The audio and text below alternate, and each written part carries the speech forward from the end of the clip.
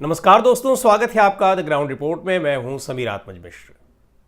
Iran के साथ युद्ध में कूदना अमेरिका के राष्ट्रपति डोनाल्ड ट्रंप को जबरदस्त भारी पड़ता दिखाई पड़ रहा है, महंगा पड़ता दिखाई पड़ रहा है और यहां तक कि अब उनकी जान को भी खतरा नजर आने लगा है।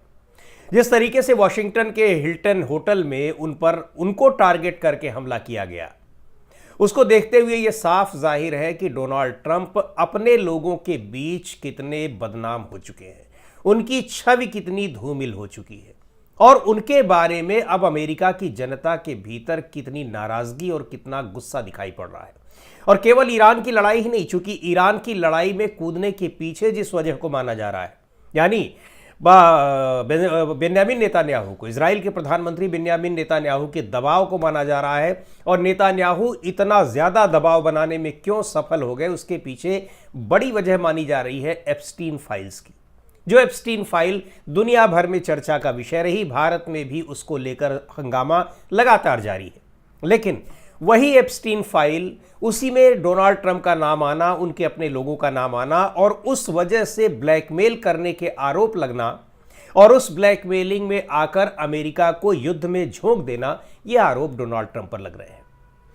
अब जो हिल्टन होटल में जिस हमलावर को पकड़ा गया है, उसका कोल टॉमस एलन नाम है उनका, 31 साल के हैं टॉमस एलन।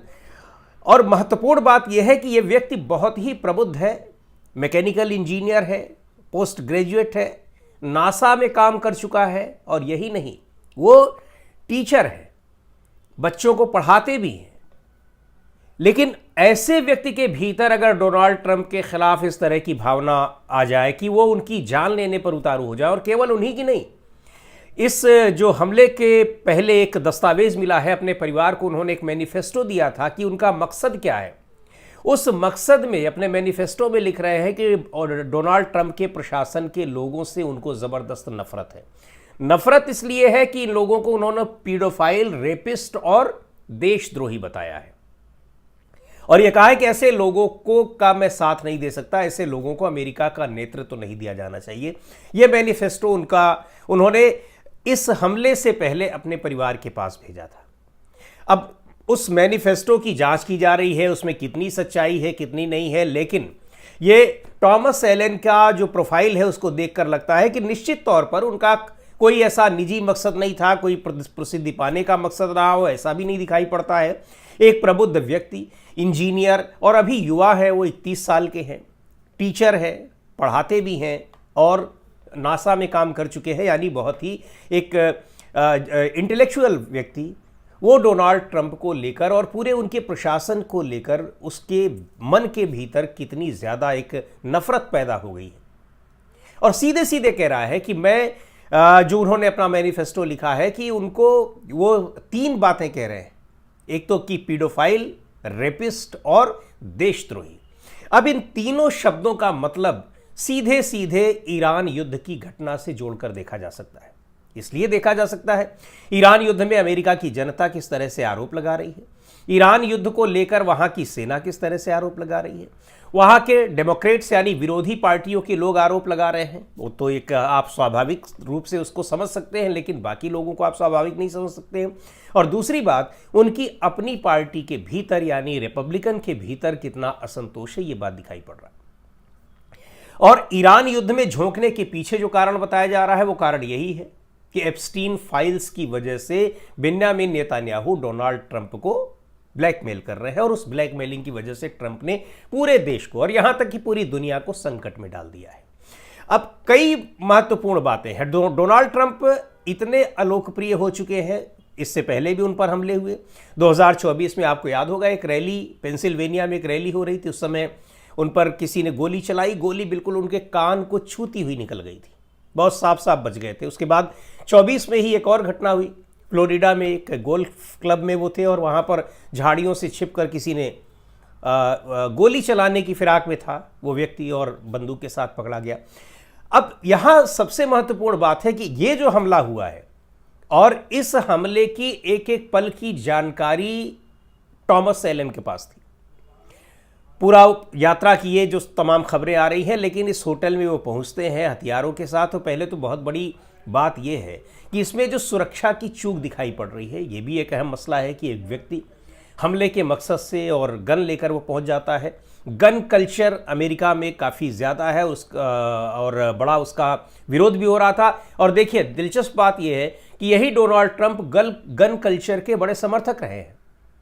बहरहाल, और टॉमस एलन उस बंदूक के साथ वहाँ पहुँच भी जाते हैं, हमला कर देते हैं, और बाकायदा उन्होंने बता रखा था कि उनके हमले में ट्रंप प्रशासन में निचले स्तर के कर्मचारी से लेकर टॉप मोस्ट लेवल के जो लीडर्स हैं वो सब उनके निशाने पर थे। और ये एक कॉरेस्पॉन्डेंट्स क्लब था जिसमें यानी तमाम पत्रकारों को एक पार्टी रखी गई थी उनके लिए, उसमें ये पहुंच जाते हैं और करीब 2500 लोग उस समय मौजूद थे वहाँ पर। हमला वो करते हैं, हमले की आवाज़ आती है, कई पत्रकारों को लगता भी है कि हमला हुआ है, तब तक ये नहीं समझ में आया कि क्या कुछ हो रहा है।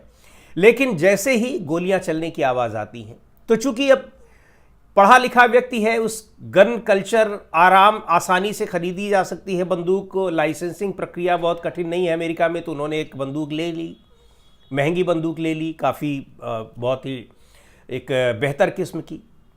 लेकिन गोलियां चलाना कोई पेशेवर अपराधी तो थे नहीं, टॉमस एलन तो गोलियां चलाने लगे और उस समय कुछ लोग घायल ज़रूर हुए। और लेकिन इस दौरान भी एक बड़ी महत्वपूर्ण घटना हुई। अब आप ये देखिए कि जो सीक्रेट सर्विस है, जो राष्ट्रपति ट्रंप की सुरक्षा में लगी रहती है, उस सीक्रेट सर्विस के लोग सबसे पहले जेडी वेंस को बचाते हुए दिखाई पड़ते हैं। उपराष्ट्रपति जेडी वेंस को पकड़ कर ले जाते हैं। वो वीडियो वायरल हुआ है, उसकी पूरी दुनिया में बड़ी चर्चा हो रही है और उसको लेकर डोनाल्ड ट्रंप ने भी टिप्पणी की है। और जेडी वेंस को पहले बचाने की कोशिश होती है, उनको उठाकर वहां खींच कर ले भी जाते हैं। और उसके बाद डोनाल्ड ट्रंप और उनकी पत्नी और उनके साथ और लोग हैं, फिर उनको बचाने की कोशिश होती है। ट्रंप लड़खड़ा कर गिर भी गए, बुजुर्ग हो चुके हैं, बूढ़े भी हैं। लेकिन इस घटना ने कई सारी चीज़ों को एक साथ सामने रख दिया है कि आखिर डोनाल्ड ट्रंप अपने देश में इतने अलोकप्रिय होने के बावजूद ईरान को लेकर इतना ज़्यादा उस लड़ाई में अपने आप को क्यों उलझाए हुए हैं।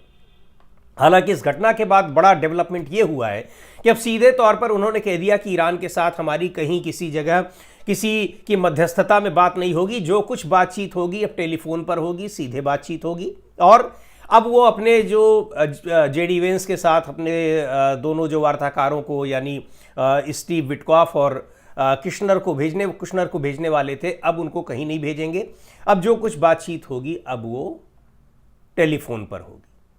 यानी सीधे सीधे अब कह रहे हैं कि अब इसको लेकर वो बहुत ज़्यादा आगे नहीं बढ़ रहे हैं। अब यहां तक पहुंचने का अब ये मतलब है, साफ दिखाई पड़ रहा है कि आने वाले दिन में कभी भी डोनाल्ड ट्रंप ये भी कह सकते हैं कि अब इस लड़ाई से हम पूरी तरह अपना हाथ खींच ले रहे हैं।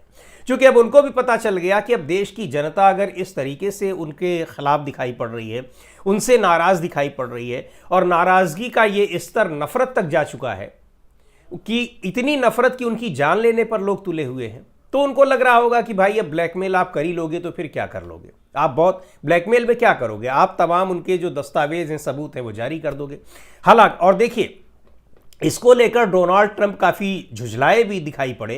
एक रिपोर्टर ने इंटरव्यू के दौरान, एक महिला रिपोर्टर ने उनसे पूछा इसके बारे में, तो महिला रिपोर्टर को बहुत उल्टा सीधा कहने लगे और कहा उन्होंने कि मैं रेपिस्ट नहीं हूँ। भाई ठीक है, अब आप रेपिस्ट नहीं है तो आपकी जनता अगर ये आपके ऊपर आरोप लगा रही है कि आप इसी वजह से ब्लैकमेल किए जा रहे हैं, तो आखिर आप क्यों ब्लैकमेल हो रहे हैं। अब ऐसा लग रहा है कि शायद डोनाल्ड ट्रंप ने भी ये फैसला कर लिया है कि अब नेतान्याहू करें, ब्लैकमेल करें, कोई फर्क नहीं पड़ता। देश की जनता उनकी इतने खिलाफ जा रही है और यहां तक कि अब सेना भी उनके खिलाफ दिखाई पड़ रही है। ऐसी स्थिति में वो ईरान के साथ लड़ाई को आगे नहीं बढ़ाएंगे और इस लड़ाई में उनको कुछ मिलता नहीं दिखाई पड़ रहा है। हॉर्मुज स्ट्रेट भी उनको छोड़ना ही पड़ेगा, ये बात तय हो गई है, क्योंकि आप किसी को रोक नहीं पा रहे हैं। ईरान के साथ अगर आपने वहां फिर से हमला कर दिया ईरान के ऊपर, तो बहुत बुरा नतीजा उसका होगा, ये भी डोनाल्ड ट्रंप समझ रहे हैं।